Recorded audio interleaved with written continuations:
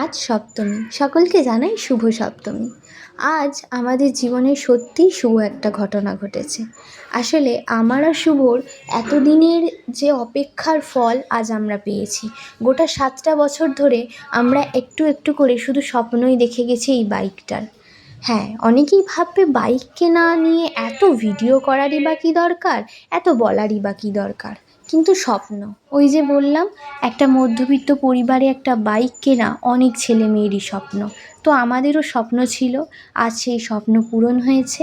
তো আমরা চলে এসেছিলাম মায়ের মন্দিরে পুজো দেওয়ার জন্য। আর মাকে দেখলে তো মনটা এমনিই শান্তি হয়ে যায়। তাই মায়ের কাছে আশীর্বাদ চাইতে চলে আসি গাড়িটাকে নিয়ে পুজো দেওয়ার জন্য। আমি আর শুভ কিন্তু ওর নামও রেখেছি, ওর নাম হ্যাপি। যে আমাদের দুজনের জীবনে এত খুশির কারণ হতে পারে, তার নাম হ্যাপি ছাড়া আর কিছু হতে পারে না। তো যাই হোক, তো পুজো দিয়ে আমরা চলেছিলাম বাড়ির দিকে। মাকে বাড়িতে ছেড়ে দিয়ে তারপরে আমি আর শুভ বেরোবো একটু ঘুরতে। এই যে বেরিয়ে পড়েছি দুজনে মিলে। তো দুজনে মিলে আজকে বেরিয়ে বেশ কয়েকটা ছোট ছোট প্যান্ডেল দেখেছিলাম। ছোট বলবো না, পাড়ার মধ্যেকার প্যান্ডেল, কিন্তু খুবই নতুনত্ব ব্যাপার। এত ইউনিক ছিল প্রত্যেকটা প্যান্ডেল, একটা আরেকটার থেকে ভীষণভাবে ইউনিক ছিল।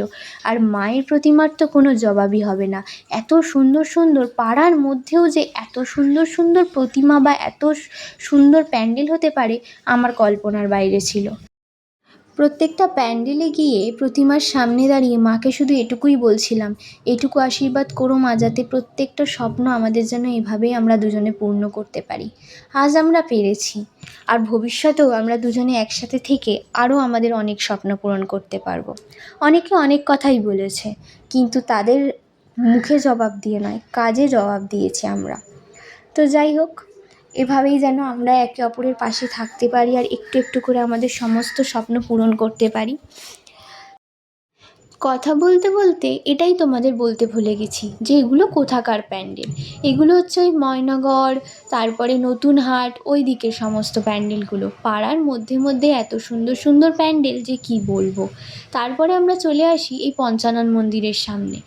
এইখানে এসে দেখি এইটুকু ছোট্ট একটা প্যান্ডেলের মধ্যে এত সুন্দর প্রতিমা, যে এইটুকু একটা প্যান্ডেলের মধ্যে যে এত সুন্দর একটা প্রতিমা থাকতে পারে, আমি সত্যিই ভাবতে পারিনি। তারপরে চলে আসি আমাদের সোনামুখী চৌমাথা বাজারের প্যান্ডেলে। এখানে এসে দেখছি এটা তো আরও ইউনিক, অরিজিনাল সমস্ত গাছ দিয়ে পুরো প্যান্ডেলটা ডেকোরেশন করা হয়েছে। তো এখানের মায়ের মুখও ছিল অসাধারণ। তো এটাই আমাদের দেখা ছিল শেষ প্যান্ডেল সপ্তমীর। তো যাই হোক, সবাই আমাদের আশীর্বাদ করো, আর ভিডিওটা ভালো লাগলে অবশ্যই একটা লাইক কমেন্ট করে দিও। সবাই ভালো থেকো, সুস্থ থেকো।